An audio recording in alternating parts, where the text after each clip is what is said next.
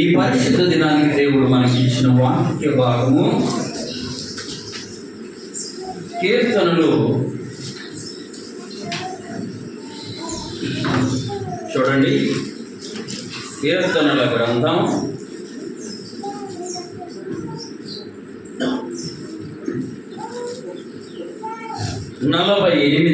48వ కీర్తన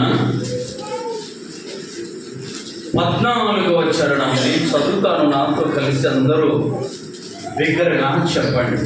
ఈ దేవుడు, అందరూ చెప్పాలి, ఈ దేవుడు సదాకాలము మనకు దేవుడై ఉన్నాడు.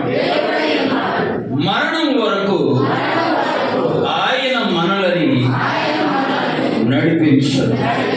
మళ్ళా మరొకసారి చెప్పుకుందాం. ఈ దేవుడు సదాకాలము మనకు దేవుడై ఉన్నాడు. మరణం వరకు ఆయన మనలని నడిపించును. ఇక నా వైపు చూడండి. చదవబడిన వాక్య భాగంలో 2 మాటలు ఉన్నాయి. మొదటి మాట ఏమో ఈ దేవుడు సదాకాలం మనకు దేవుడు. రెండో మాట ఏమో ఆయన మరణం వరకు మనలను నడిపించు. ఎప్పటిదాకా? మరణం. ఈ మాటను మనం ధ్యానం చేసుకుందాం. మరణం వరకు మనలను నడిపించే దేవుడు, మరణం వరకు నడిపించే దేవుడు. సహజంగా ఈ భూమి మీద ఏ వ్యక్తి కూడా నీ మరణం వరకు నీతో ఉంటాడన్న గ్యారంటీ లేదు. అసలు మరణం అనేదే ఎవరికి కూడా తెలిసి వచ్చేది కాదు. అందుకని గొప్ప దైవజనుడు మాసిలమణి గారు అన్నారు, ప్రతి వ్యక్తి జీవితంలో ఒంటరిగా చేయవలసిన ఒక కార్యం ఏంటంటే మరణం అంట. ఒంటరిగా చనిపోవాలి. ఆమె చనిపోతుంది కాబట్టి ఆయన కూడా చనిపోతాడు అనడానికి అవకాశము, లేక అతను చనిపోయాడు కదా అమ్మ కూడా చనిపోతే బాగుండు అనుకోవడానికి వీళ్ళే. ప్రతి వ్యక్తి జీవితంలో ఒంటరిగా చేసే పని ఏంటంటే మరణం. ఒంటరిగా ఏదో ఒక రోజు ఆ కార్యాన్ని చేయాలి. ఇక కొంతమంది లోకంలో సూక్తిలాగా అంటారు, పుట్టినవాడు గిట్టక తప్పదు. అంటే పుట్టిన ప్రతి వాడు ఏదో ఒక రోజు ఈ లోకాన్ని విడిచి. అయితే మనము నేర్చుకుందాం, మన మరణం వరకు మనలను నడిపించే దేవుడు యేసుక్రీస్తు ప్రభువు. ఆమేన్. నీ భర్త నీతో మరణం వరకు ఉంటాడో లేడో నీకు తెలియదు. ఆలోచించావా ఎప్పుడైనా? నీ భార్య నీ మరణం వరకు ఉంటుందో లేదో నీకు తెలియదు. కానీ నీవు నేను ఆరాధించే యేసుక్రీస్తు ప్రభువారు మరణం వరకు మనతో ఉండే దేవుడు. చప్పటి కొట్టి ప్రభువు మరణం వరకు మనలను నడిపించే దేవుడు. ఆయన నడిపిస్తే, జాగ్రత్తగా వినండి, ఆయన నడిపిస్తే మన అడుగులు తడబడవు. ఆమేన్. ఆయన నడిపిస్తే మన ప్రయాణంలో అలసట ఉండదు. ఆమేన్. ఆయన నడిపిస్తే మన నడకలో పొరపాట్లు. కాబట్టి ఉదయం లేవగానే ఈ మాట మన ప్రార్థనలో ఉండాలి. ప్రభువా, ఈ ఉదయం మొదలు రాత్రి పడకలకు చేరుకునే వరకు నీవే నన్ను నడిపించయ్యా. ఆమేన్. ఈ ప్రార్థన మనం చేయాలి. నువ్వు ఎన్ని మాటలు ప్రార్థించినా నీ ప్రార్థనలో ఈ మాట తప్పనిసరిగా ఉండాలి. ఏమన్నా తెలుసా? ఈ ఉదయ కాల క్షణము నుండి రాత్రి పడుకునే వరకు ఈ రోజంతా నీవు నన్ను నడిపించయ్యా. దేవుని నడిపింపుంటే చాలా క్షేమంగా మన ప్రయాణాన్ని కొనసాగిస్తాం. అనేక మార్లు మనకు తెలియకుండానే మన ప్రయాణాల్లో ప్రమాదాలు వస్తాయి. మన విశ్వాస యాత్రలో అలజడులు వస్తాయి, శోధనలు వస్తాయి. ఇవన్నీ జయించాలంటే దేవుడు మనలను నడిపించాలి. బైబిల్లో చూడండి, కొన్ని వాక్యాలు మనం చూద్దాం. యెషయా గ్రంథం చూడండి. యెషయా గ్రంథం 45వ అధ్యాయం 1-2 వచనం. అతని పక్షమున జనములను జయించుటకు నేను అతని కుడి చేతిని నేను అతని కుడి చేతిని పట్టుకొని ఉన్నాను. ఆమె ఎంత ధన్యులు చూడండి. దేవుడు మన కుడి చేయి పట్టుకుంటే ఇక మనకు భయము ఉండదు. చిన్నపిల్లలు చూడండి, మనం ఎక్కడికైనా బజారుకు తీసుకెళ్ళినప్పుడు వారు వాళ్ళ చెయ్యి మన చెయ్యి గట్టిగా పట్టుకుంటారు, లేదా మనము వాళ్ళ చెయ్యిని గట్టిగా పట్టుకుంటారు. ఇక వాళ్ళు భయపడరు. ఏదైనా ఒక వాహనం వస్తుంటే చిన్నపిల్లలు వెంటనే వచ్చి మన చెయ్యి పట్టుకుంటారు. అంటే చెయ్యి పట్టుకుంటే భయము ఉండదు, భయము పడవలసిన అవసరం ఉండదు. అందుకని అక్కడ రాయబడితే అతని కుడి చేతిని పట్టుకొని ఉన్నాను. చదువుమా. నేను రాజుల నడికట్లను విప్పెదను, అతని ఎదుట మూయబడకుండా తలుపులు తీసేదను అని యెహోవా తాను అభిషేకించిన కోరసును గురించి నిన్ను గురించి కూడా సెలవిస్తాడు. ఆమె నువ్వు బయలుదేరి వెళుతూ ఉంటే విశ్వాస యాత్రలో దేవుడిని కలిగిన నీవు బయలుదేరి వెళుతుంటే నీ ముందు తలుపులు తెరవబడేలా ఆజ్ఞాపిస్తాడు. చప్పట్లు కొట్టి ప్రభువును మహిమపరచాలి. వేయబడి ఉండవచ్చు ఒక తలుపు, ఆ తలుపు మూయబడి ఉండవచ్చు. అయితే నువ్వు ప్రభువును కలిగి నీ వెళుతూ ఉంటే నీ ముందున్న తలుపులను ఆయన ఏం చేస్తాడు? ప్రకటన గ్రంథంలో ఒక మాట ఉంది, ఏమని తెలుసా? ఆయన తెరవగా ముయ్యగలిగిన వాడు ఎవడు? చూడండి, ఇంకా 2వ వచనంలో ఇంకా శ్రేష్టమైన మాట, నేను నీకు ముందుగా పోవచ్చు. ప్రభు అంట మనకంటే ముందెళ్తూ మనల్ని వెనకాల నడిపిస్తాడు. ఆయన ముందు వెళుతున్నాడు కాబట్టి ఆ మార్గంలో మనము వెనకాలే నడుచుకుంటాడు. నేను ముందుగా పోవచ్చు, నీకున్న మెంటలన్నీ దేవుని నడిపింపు అలా ఉంటుంది. ఇంకా చూడండి, బైబిల్లో మనం గమనిస్తే దేవుని యొక్క పరిశుద్ధ గ్రంథంలో కీర్తనలు 107వ చరణం, 107వ కీర్తన 7వ చరణం.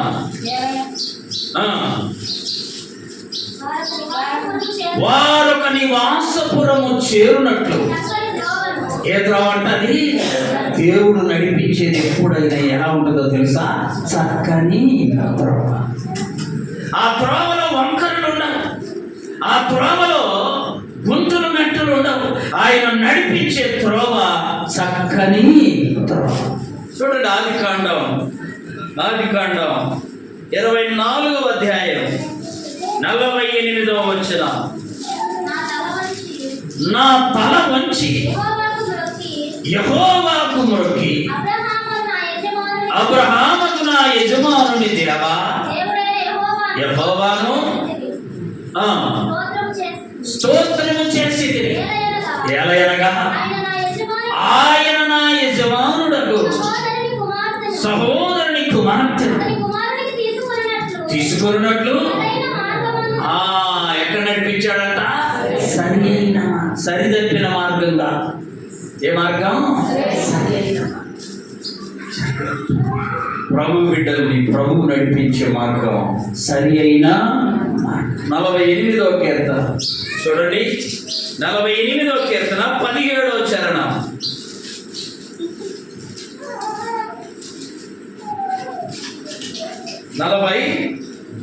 ఎనిమిదవ కీర్తన 7వ చరణం.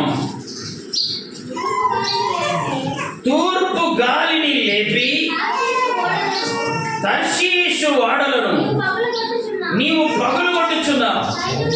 సైన్యములకు అధిపతియగు యెహోవా పట్టణమునందు, మన దేవుని పట్టణమునందు మనం వినినట్టుగానే జరుగుతా. మనము చివరి మాట, దేవుడు నిత్యముగా దానిని.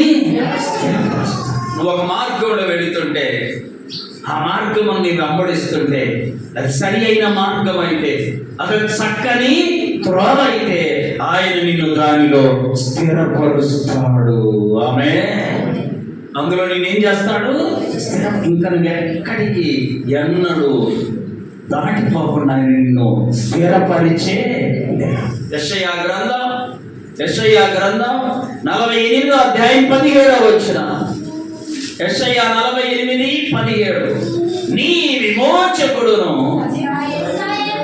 ఇశ్రాయేలు పరిశుద్ధ దేవుడునైన యెహోవా ఇలాగు సెలవిచ్చుచున్నాడు, నీకు ప్రయోజనము కలుగునట్లు నీ దేవుడనైన యెహోవానగు నేను నీకు ఉపదేశము చేస్తాను. నీవు నడవవలసిన మార్గములో నిన్ను చూసారా, మన ప్రభువు నడిపించే మార్గం, నడవవలసిన మార్గం. సరే, దేవుడు నడిపించే విధానాలు 3 ఉన్నాయి. దేవుడు తన బిడ్డలను నడిపించే విధానాలు 3. ఒకటి చూడండి, దేవుని యొక్క పరిశుద్ధ గ్రంథంలో 73వ కీర్తన 24వ చరణం, ఆలోచన చేత నడిపించే దేవుడు. నెంబర్ 1, దేవుడు తన బిడ్డలను నడిపించే విధానాల్లో మొదటిది ఆలోచన చేత నడిపించే దేవుడు. తన ఆలోచన చేత, చదువుమా, నీ ఆలోచన చేత నన్ను నడిపించదవు, తరువాత మహిమలో నీవు నన్ను. దేవుడు తన ఆలోచన చేత మనల్ని నడిపిస్తే మనం చివరిలో ఎక్కడ చేస్తామో తెలుసా? ఆయన మహిమలో చేరుతాం. ఒక వ్యక్తికి ఆలోచన సరిగా లేకపోతే అతను వెళ్ళే మార్గం కూడా సరిగా ఉండదు. మనం అప్పుడప్పుడు చూస్తాం, పిచ్చోళ్ళు మైండ్ సరిలేనప్పుడు ఒక దారిని వెళ్ళాల్సింది చెప్పాలి, ఇంకొక దారిన అప్పుడు వారు వెళ్ళాల్సిన ఊరు రాదు, ఇంకొక ఊరు వచ్చి.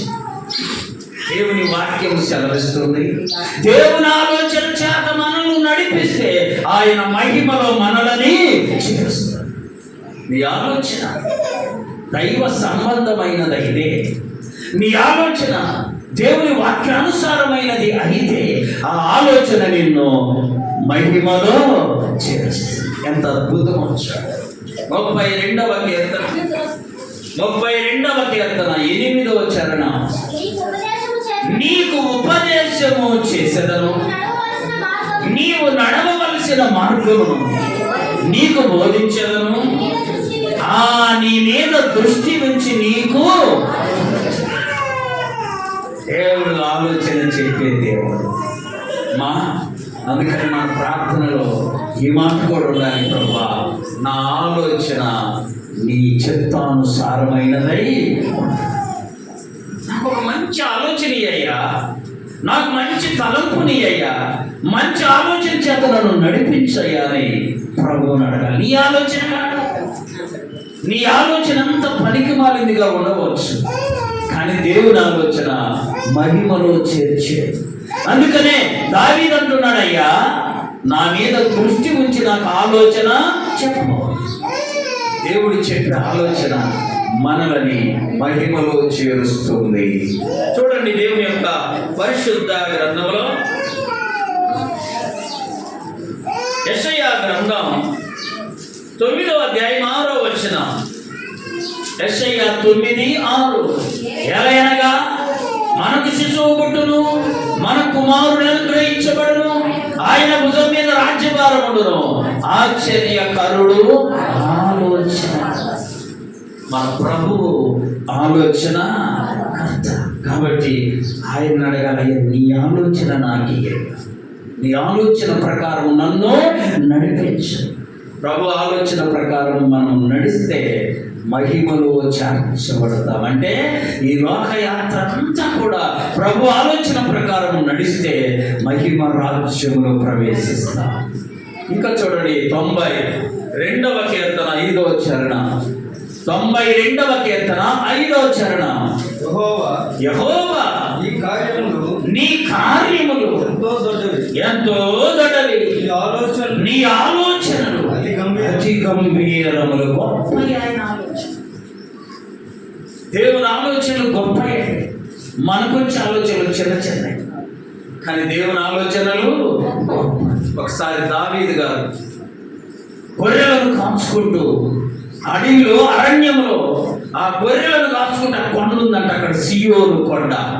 కొండ వైపు చూసి అనుకునేవాడంట, ఎక్కితే నేను ఆ సియోను కొండే ఎక్కాలి, ఎక్కితే ఆ కొండే ఎక్కాలి. చిన్న చిన్న కొండలు ఎక్కడం నాకు ఇష్టము. తోటిగా ఉన్న ఆ గొర్రెల కాపర్లు కొంతమంది అనేవాళ్ళు అంటారే, నువ్వు ఎప్పుడు ఎక్కుతావు అంత పెద్ద కొండ? దేవుడు తొదకు ఆయన రాజ్య పరిపాలనకు దిగి వచ్చే సీయోను కొండ మీద ఆయన్ను రాజుగా స్థిరపరిచాడు. కాబట్టి ప్రభు యొక్క ఆలోచనలు అతి గంభీరం, అతి గంభీరం. దేవుని ఆలోచనలు గొప్పవి. నీ ఎడల నా ఎడల ఆయన ఆలోచనలు ఎంతో గొప్పగా ఉంటాయి, ఎంతో గొప్పగా ఉంటాయి. చూడండి 16వ కీర్తన 7వ చరణం. 16వ కీర్తన 7వ చరణం. నాకు ఆలోచన కర్తవై నాకు ఆలోచన కర్త అయిన యెహోవాను స్తుతించడం. చూసారా, ఎవరిని స్తుతించాలి మనము? మనకు ఆలోచన ఇచ్చే దేవుడిని స్తుతించాలి. ఈ ఆలోచన చాలా గొప్పదిగా, మంచి ఆలోచనగా చేసేది దేవుడే. ఆయన ఇచ్చే ఆలోచన గొప్పగా ఉంటాయి, అతి గంభీరమే. ఆయన ఆలోచన ప్రకారమే నీవు నేను బ్రతకాలి, నీవు నేను నడుచుకోవాలి. 20వ కీర్తనలో కూడా ఒక మాట చూస్తా. కీర్తనలు 24వ చరణం. నీ కోరికలు సిద్ధింపచేసి నీ ఆలోచన యావత్తును సఫలము చేసే దేవుడు. సఫలము చేసే దేవుడు. నీ ఆలోచన యావత్తు సఫలము చేసే దేవుడు. అటు దేవుణ్ణి నువ్వు నేను కలిగి ఉండాలి. మొదటిది దేవుడు నడిపించే విధానాల్లో మొదటిది ఆయన ఆలోచన చేత నడిపించే దేవుడు. రెండవది చూడండి, దేవుని యొక్క పరిశుద్ధ గ్రంథంలో ఆయన ఆత్మ చేత నడిపించే దేవుడు. రోమీయులకు రాసిన పత్రిక 8వ అధ్యాయం 14వ వచనం. రోమా 8:14. దేవుని ఆత్మ చేత ఎందరూ నడిపించబడదురో వారందరూ దేవుని కుమారుడు. దేవుడు నడిపించే రెండో విధానం ఏంటి తెలుసా? తన ఆత్మ చేత నడిపిస్తాడు. దేవుని ఆత్మ మనలో ఉన్నప్పుడు కొన్ని చోట్లకి అనుకుంటే ఆగమండి, కొన్ని చోట్లకు బయలుదేరగానే ఏం చెబుతుందో తెలుసా? నాకు ఒకరోజు చాలా సంవత్సరాల క్రితం దైవజనుడు భక్త్ సింగ్ గారు ప్రపంచమంతా తిరిగి సంఘాలు స్థాపిస్తుంటే ఖమ్మం వచ్చాడంట. మనకి పక్కన ఉన్న ఖమ్మం వచ్చి ఆ రాత్రి ప్రార్థన పెట్టి, ప్రార్థన అయిపోయిన తర్వాత బెంగళూరు వెళ్ళాలని స్టేషన్కి వస్తూ ఉంటే దేవుడు ఎందుకో ఆగయ్యా కొంచెం ఆగయ్యా, టైం చూస్తే ట్రైన్ వచ్చే టైము. దేవుడు ఆగమంటున్నాడని మళ్ళా మోకరిల్లి ప్రార్థన చేసి మళ్ళా బయలుదేరబోతుడు. దేవుడు అన్నాడంటే కొంచెం సేపు, ఇంకా టెన్షన్ పడుతున్నాడు, ట్రైన్ టైం ఉంది. మరలాగి ప్రార్థన చేసుకున్న దేవుడు ఇంకా కొంచెం సేపు ప్రార్థన చేయాలి. అలా 3 మార్లు ప్రార్థన చేసి స్టేషన్కి వచ్చేసరికి ట్రైను ఏంటి ప్రభా ఎక్కినా జరిగింది. దేవుడు ఎమ్మటే కొన్నిసార్లు వినండి, తన నోటి ద్వారా జవాబు చెప్పాలి. అర్థమైందా? కొన్నిసార్లు దేవుడు వెంటనే జవాబు చెప్పడు, మనకు కూడా అట్లాంటి పరిస్థితులు వస్తాయి. అప్పుడు మనం ఏం చేయాలో తెలుసా? దేవుడికి తెలియదు అనుకోకూడదు, దేవుడు నిశ్శబ్దంగా ఉన్నాడు. నీకు వాక్యం చెప్పనా? యాకోబు కుమారులు యోసేపు 17 ఏళ్ళప్పుడు, ఎన్ని వయసు ఎంత? 17 ఏళ్ళప్పుడు తన సహోదరులు అమ్మి వేయడం, ఇంకో దేశానికి అమ్మేయడం, అక్కడెక్కడో ఐగుప్తులో ఉండిపోవడం జరిగింది. అయితే సహోదరులు చేయడంలో యోసేపును తోడేళ్ళు సింహాలు ఏం చేశాయి?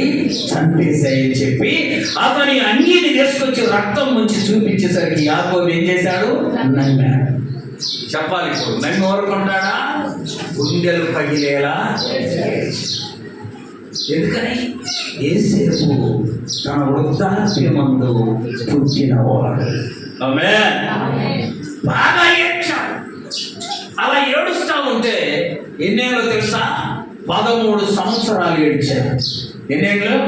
13 సంవత్సరాలు ఏడుస్తుంటే అంతకుముందు అనేక మార్లు మాట్లాడిన దేవుడు ఒక్కసారి యాకోబుతో, అయ్యా నీ కొడుకు చనిపోవాలా, నీ కొడుకు ఐగుప్తు దేశంలో బ్రహ్మాండంగా చెప్పండి ఉన్నాడు, నువ్వు ఏడవలసిన పని లేదని ఒక మాట చెప్తే యాకోబు హాయిగా చెప్పండి చెప్పాడా? కొన్నిసార్లు దేవుడు మనం అరిచి గీపెట్టిన జవాబు అది మాత్రం చేత నువ్వు బాధపడమాక, దేవుడు నీ ప్రార్థన విని దాన్ని సిద్ధపరుస్తూ ఉన్నాడు. నేను కూడా ప్రభా ట్రైన్ పోయిందాక ప్రార్థన చేయమన్నా, ట్రైన్ వెళ్ళిపోయింది. దేవుడు తన ఆత్మ ద్వారా తెలియజేస్తున్నాడంట, ఈ రాత్రి నువ్వు రైల్వే స్టేషన్లోని ఇక్కడే పడుకో. స్టేషన్లో చివరికి వెళ్ళి స్టేషన్లో చివరిలో అందరూ అక్కడ పడుకుంటే కొంతమంది వేరే ప్రాంతం నుండి పనులు కలిగి వచ్చి పనులు చేసుకొని తిరిగి వాళ్ళ ఊరికి వెళుతూ ఆ రాత్రి వచ్చి స్టేషన్లో ఉన్నారు. వాళ్ళందరికీ వాక్యం చెప్పాడు. 52 మంది ప్రభువు నమ్ముకున్నారని సపోర్ట్ చేస్తున్నారు. ఎంతమంది? 52 మంది ప్రభువుని. ఉదయాన్నే లేచి చూస్తే ప్రభు చెప్పాడంట, నువ్వు అక్కడికి వెళితే ఎంతమంది రక్షింపబడేవారు. కొన్నిసార్లు మనం అనుకున్నది చాలు. అదే అక్కడ అంటున్నాడు చూడండి, నీ కోరికను సిద్ధింపచేసి నీ ఆలోచన యావత్తు నెరవేర్చే దేవుడు తన ఆత్మను మన యందుంచి కొన్నిసార్లు ఆత్మ ద్వారా మనలని హెచ్చరిస్తాడు, బలపరుస్తాడు, నడిపిస్తాడు, తెలియజేస్తాడు. అందుకనే దేవుడు నడిపించే విధానాల్లో మొదటిది ఆలోచన చేత నడిపించువాడు, రెండోది ఆత్మ చేత నడిపించు. చూడండి అపోస్తుల కార్యముల గ్రంథం 8వ అధ్యాయం 26వ వచనం నుండి 30వ వచనం వరకు. ప్రభువు దూత నీవు లేచి దక్షిణముగా వెళ్ళి యెరూషలేము నుండి గాజాకు పోవు అరణ్య మార్గమున కలిసి కొమ్మని ఫిలిప్పుతో చెప్పగా అతడు లేచి వెళ్ళాను. చూసారా? అప్పుడు ఐథియోపియుల రాణి అయి కందాకే క్రింద మంత్రి అయినటువంటి ధనాగారం అంతటి మీద మంత్రి అయిన అమ్మా ఎవరో తెలుసు, అతను నపుంసకుడు అధికారి. యెరూషలేముకు వచ్చాడు, తిరిగి ఇంటికి వెళ్తాడు. యెరూషలేముకు వచ్చాడు, వాక్యం విన్నాడు, తిరిగి ఇంటికి వెళ్తున్నాడు. ఆ యొక్క గుర్రపు బండి మీద రథం మీద వెళ్తా ఉన్నాడు. తీసి అంట వాక్యము చదువుతున్నాడు కానీ ఆయనకు అర్థము అంటే దేవుడు తన ఆత్మ ద్వారా పిలుపుకు చెప్పాడంట, నువ్వు వెళ్ళి ఆయన రథం మీద వెళ్తున్నాడు, ఆయన కలుసుకో, నువ్వు అక్కడ ఏం చేయాలో నేను చెప్తాను. వెళ్ళేసరికంట ఆయన యెషయా గ్రంథము చదువు. అప్పుడు అడిగాడంట, అయ్యా నువ్వు చదివేది నీకు అర్థమవుతుందా? ఎవడన్నా చెప్పకపోతే నాకు ఎలాగూ అర్థం. వెంటనే ఫిలిప్పు రథమికి కూర్చుని ఆయనకు వాక్యము వివరంగా బోధించాడు. వెంటనే అక్కడ నీళ్లు కనపడ్డాయంట. నపుంసకుడు అన్నాడంట, అయ్యా నేను వాక్యం విన్నాను, యేసయ్యను నేను నా సొంత రక్షకునిగా అంగీకరిస్తున్న ప్రభు ఆయన, కాబట్టి నాకు బాప్తిస్మము ఇవ్వమన్నాడు. వెంటనే బాప్తిస్మం ఇచ్చాడు. చూసారా? ఎవరు నడిపించారు ఫిలిప్పును? దేవుని ఆత్మ. చెప్పాలి, దేవుని మనుషులకు చెప్పాలి. కొన్నిసార్లు మనకు కూడా అలాగే దేవుడు తన ఆత్మ ద్వారా అనేక విషయాలు తెలియజేస్తాడు. అనేక విషయాలు దేని ద్వారా? తన ఆత్మ. చూడండి ఇంకా వాక్యములు అపోస్తుల కార్యముల గ్రంథం 11వ అధ్యాయం 12వ వచనం. అపోస్తుల కార్యముల గ్రంథం 11-12. అప్పుడు ఆత్మ నీవు భేదమేమీ చేయక వారితో కూడా ఆత్మ చెబుతుంది. పేతురు కోసం నలుగురు వస్తే, అయ్యా నేను వీళ్ళతోటి వెళ్ళానా వద్దా అని ప్రార్థన చేస్తే దేవుడు అంటే తన ఆత్మ ద్వారా చెప్పాడంట, నువ్వేం ఆలోచించకుండా వాళ్ళతో పాటు నువ్వు ఎక్కడికైనా వెళ్ళాలంటే ప్రభువును ఒక మాట అడిగావా, ప్రభువును ఒక మాట అడిగావా, అడిగి ఆయన దగ్గర అనుమతి పొందుకొని వెళితే అది నీకు దీవెనకరం. ఆమె ఏ విషయం ప్రభువుని అడిగి వెళ్ళాలి, ప్రభు దగ్గర ప్రార్థన చేసుకొని వెళ్ళాలి, వెళ్ళి ప్రభువు చెప్పాడు, అది నీకు దీవెన. ఇంకా చూడండి అపొస్తలుల కార్యముల గ్రంథం 10వ అధ్యాయం 19-20 వచ్చిన పేతురు ఆ దర్శనమును గూర్చి యోచించుచుండగా ఆత్మ అంటుందంట, ఇదిగో ముగ్గురు మనుషులు నిన్ను వెతుకుచున్నారు, నీవు లేచి కిందకు దిగి సందేహింపక వారితో కూడా వెళ్ళి. ఒక ఊరిలో అలా అబ్బాయికి వివాహం చేయాలని భార్య భర్తలు ఇద్దరు ప్రార్థన చేస్తారు. భర్త ఏమో ఎక్కువ విశ్వాసం ఉన్నాడు, భార్య ఏమో చెప్పండి తక్కువ విశ్వాసము. కానీ ఎక్కువ మంది ఎట్లా ఉంటారు అంటే భార్యలు ఎక్కువ విశ్వాసం ఉంటారు, భర్తలకు కొంచెం తక్కువ విశ్వాసం. ఎక్కడన్నా ఇంకొక చోట మనం చూస్తే భర్తలకేమో ఎక్కువ విశ్వాసం ఉంటుంది, భార్యకేమో కొంచెము తక్కువ విశ్వాసం. ప్రార్థన చేశారంట, అయ్యా వాళ్ళ ఊళ్ళో అమ్మాయి ఉంది, మా కుమారునికి చేయాలనుకుంటాం, మేము వెళ్తున్నాం, అమ్మాయిని చేయడం మీ చిత్తమైతే మాకు తెలియజేయండి. ఇద్దరు ప్రార్థన చేసి పడుకుంటే భర్తకు చూపిస్తున్నాడంట దేవుడు తన ఆత్మ ద్వారా. తెల్లని చీర కట్టుకొని చక్కగా బైబిల్ పట్టుకొని ఒక అమ్మాయి ఉన్నట్లుగా ఆ రాత్రి దేవుడు ఆ భర్తకి నోరు తెరవడం అసలు ఊరుతుందా లేదా డౌట్ వస్తుంది నాకు. నేను అడిగేదానికి చెప్పడానికేమి, భర్తకు ఎలా చూపించాడు? తెల్లని చీర. తెలుపు పరిశుద్ధ గ్రంథంలో దేవుని బిడ్డలకు పరిశుద్ధతకు సంతోషం. రేపు బుధవారం నుండి మనం అందరం తెల్లని వస్త్రాలు ధరిస్తాం. చక్కగా ఇక్కడ దేవదూతలు కూర్చున్నట్టు ఉండాలి. ఆమె ముందుగా ఎందుకు చెబుతున్నానంటే నేను అనుకోలేదయ్యా, గుర్తు లేదయ్యా, ఉతుక్కోలేదయ్యా, ఇస్త్రీ చేయి అని అంటారని ముందే చెప్తున్నా. సిద్ధపడా ఆ భర్తకు అలా చూపిస్తే ఉదయం లేవగానే భార్య అంటున్నాడు, ఏమే రాత్రి మనం అనుకున్న అమ్మాయి తెల్లని చీర కట్టుకుంది, చక్కగా బైబిల్ పట్టుకుంది, సిద్ధపడింది, మనం ఈరోజు తప్పనిసరిగా వెళ్దాం. భార్య అన్నాడు, తెల్లదడి కొండం అవుతుందయ్యా. అంటే విశ్వాసం లేకపోతే ఈ ఆలోచనలు వస్తాయి, దైవాత్మ లేకపోతే సాతాన ఆలోచనలు వస్తాయి. తెల్లని చీర కట్టుకుంటే పరిశుద్ధతమ్మ ఏం చెబుతాం? ఆమె ఏమంటుంది? తెల్లది కట్టుకుంటే చెప్పాలి, ఉండమో ఆ అమ్మాయిని చూసేదే లేదు, వద్దు. చూసా హోమ్ డిపార్ట్మెంట్ వద్దంటే అన్నీ వద్దే. చూడండి, మనం ఎక్కడికన్నా వెళ్ళాలనుకో, వెళ్ళడానికి ఆమెకి ఇష్టం ఉంటే ముందే లేచిద్ది, ముందే సిద్ధపడుద్ది, ముందే రెడీ అవుద్ది. మనల్ని కూడా రెడీ అయ్యావా లేదని ప్రశ్న ఆమెకి ఇష్టం లేదనుకో, నీ భార్యకి ఇష్టం లేదనుకో, ఎక్కడికన్నా వెళ్ళడం.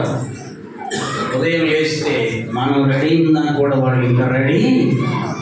ఇంకొక మాట అన్నదానికి తిరుగులేదు, నాకు నీరసంగా ఉంది రాను అంటే దానికి కనుక్కోవడానికి డాక్టర్లు కూడా సాధ్యము కదా. ఆమె ఎంత చెప్పి లేదంటే తెల్ల చీర ఉంటే నేను ఒప్పుకోను. ఈమెకు మరుసటి రోజు కనబడింది అంటే ఎలాగ తెలుసా?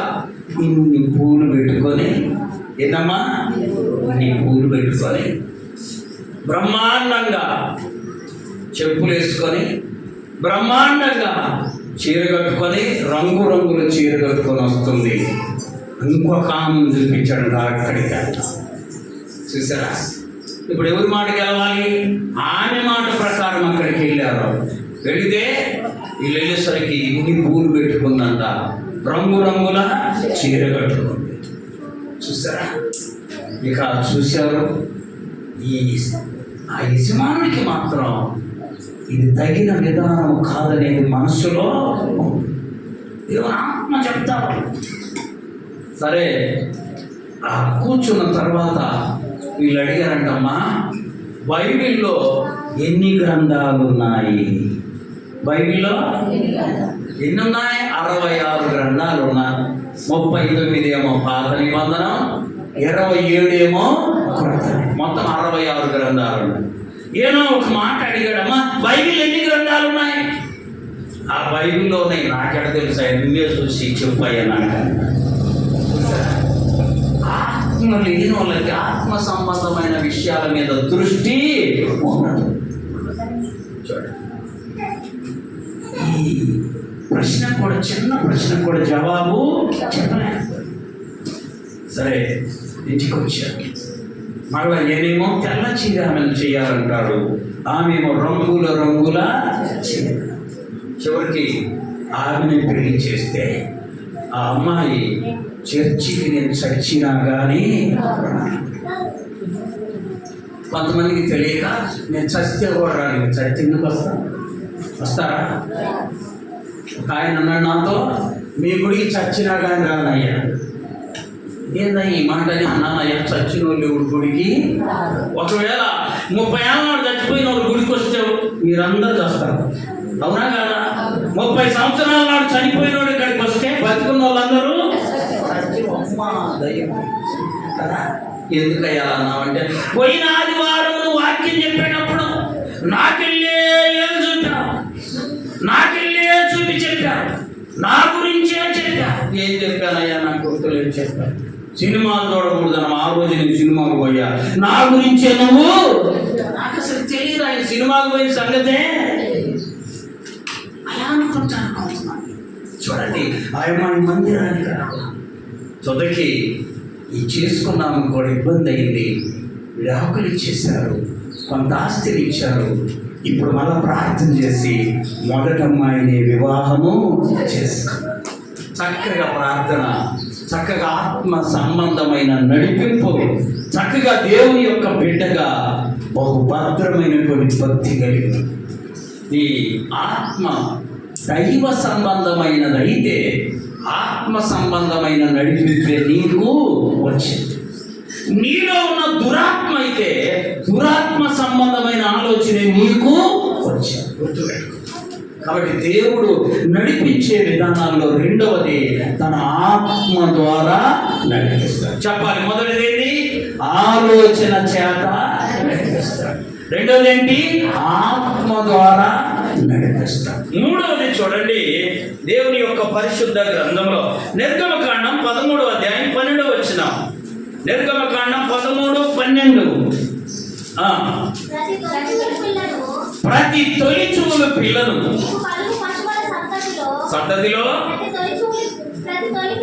తొలి పిల్లను యెహోవాకు ప్రతిష్ఠింపవలెను, దానిలో మగ సంతానము యెహోవా దగ్గర. 14వ అధ్యాయం 14వ వచనం చదవండి.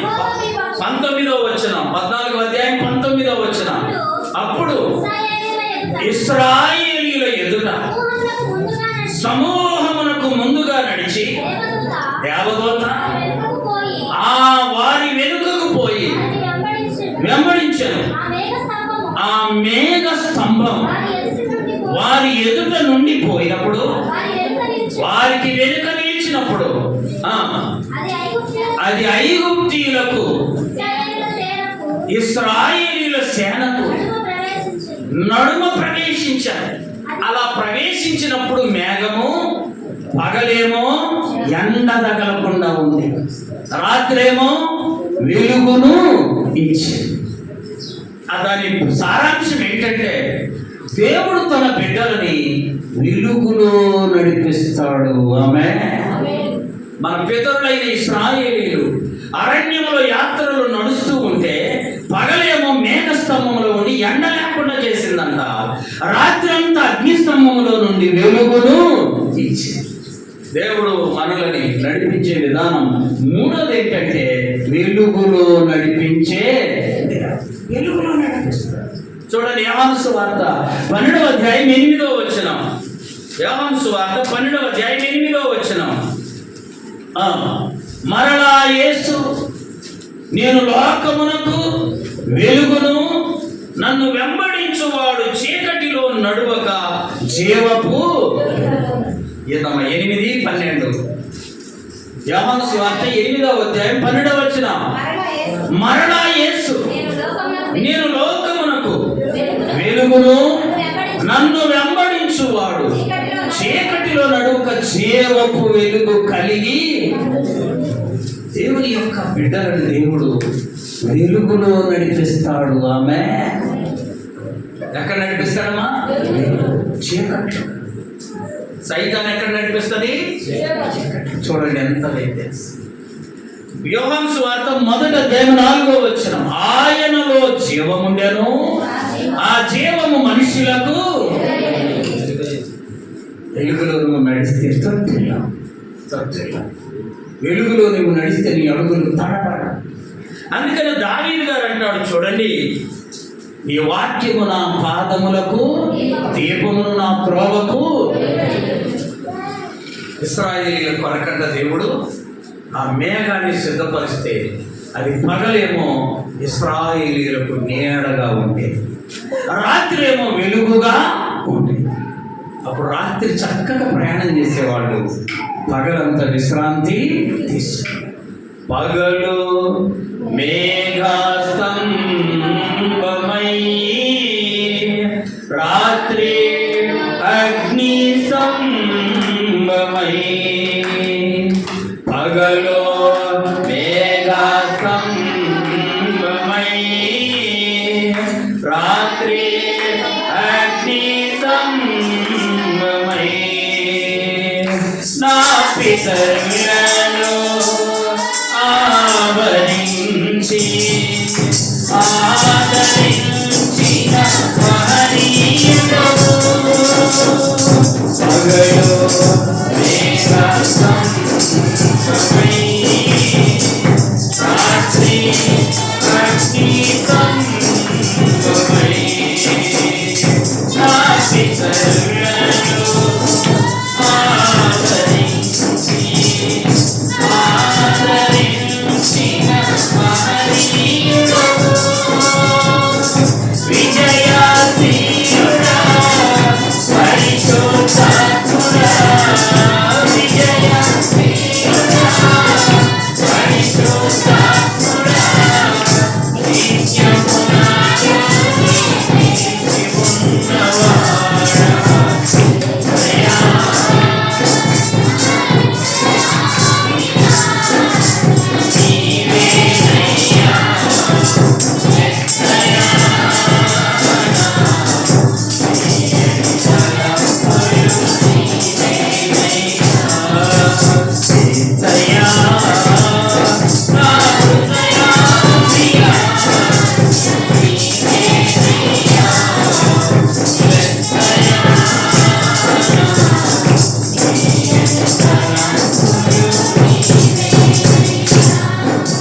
ప్రభు తన బిడ్డలని వెలుగులో నడిపిస్తాడు.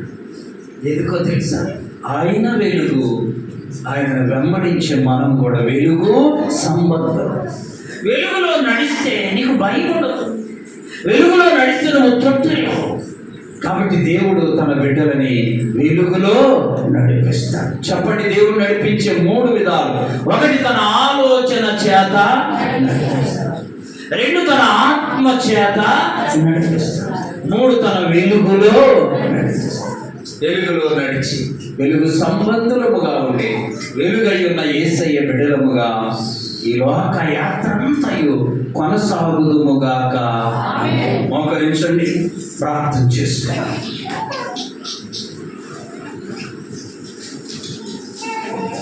ప్రార్థన చేసుకుందాం.